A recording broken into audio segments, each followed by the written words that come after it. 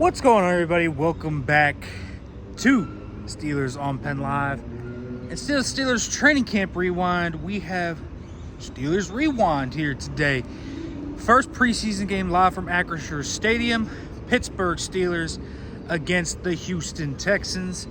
A lot of thoughts coming out of this one, but not a ton of them are positive. Kind of in terms of other preseasons, especially last year and the year before that, honestly a pretty uneventful preseason game. But the biggest one to me, just how sloppy the team came out playing. You know, you're talking about the fumbles between Justin Fields and Nate Herbig on the quarterback center exchange. You're talking about the miss from Kyle Allen to Calvin Austin. You're talking about the penalties on special teams, the bad snap that forced them to miss an extra point. There's so many examples to me of bad football from the Steelers today that it's not hard to imagine why Mike Tomlin, and he was mad, would be disappointed after the game. He asked them to do one thing in the pregame press conference on Wednesday, and that was to do the routine things routinely, and that didn't happen today. And so naturally you're going to be upset with that. And there were some miscommunications on defense as well.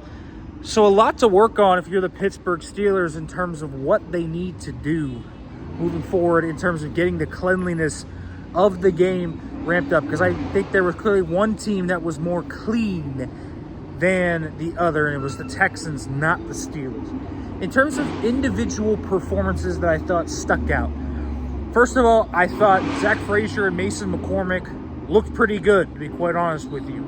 I saw McCormick come and just pancake a guy on one rep. Frazier cleared out nose tackle for Dacian Edwards on an outside zone run.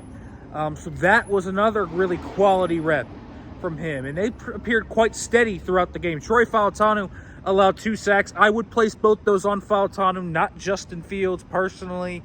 And so Falatanu, you're going to have to go back to the film room, learn what he did wrong, but also suffered a knee injury. When did he suffer that? Was he hampered by that when he allowed those sacks? Those are real questions to ask. Hopefully he gets back on the field soon and we'll see him there. Broderick Jones also didn't really have a great game. Had a few times where he got beat around the edge. Has always been raw on pass protection, and I don't think switching to each side has really helped him in that regard.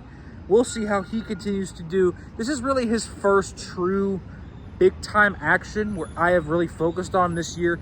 He hasn't done a ton of one-on-ones. He's dealing with that elbow injury, so that's also a factor to keep an eye on when it comes to him. The run game I thought was looking good. They were clearing lanes.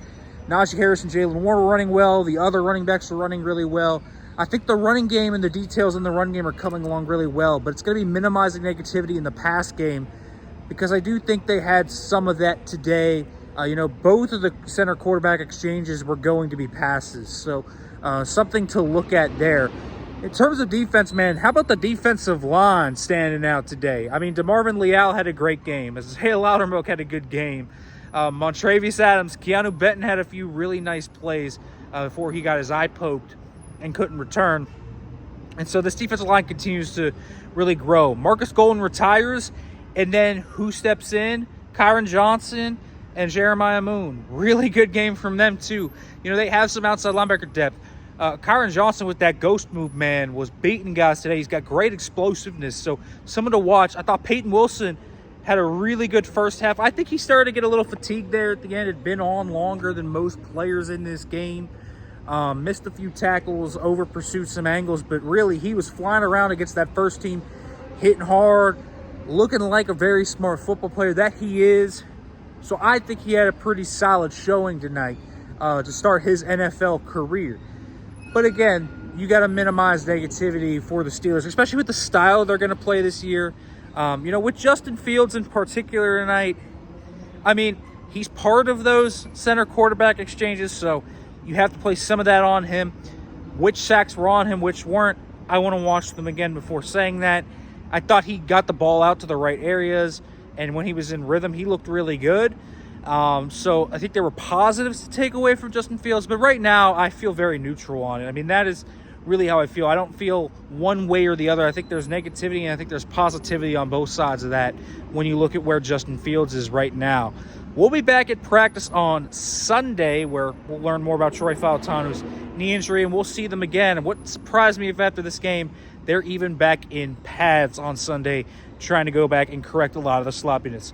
All right, folks, thanks for listening to Steelers Rewind. Make sure to like, comment, subscribe, turn the notification bell. We'll be back for more.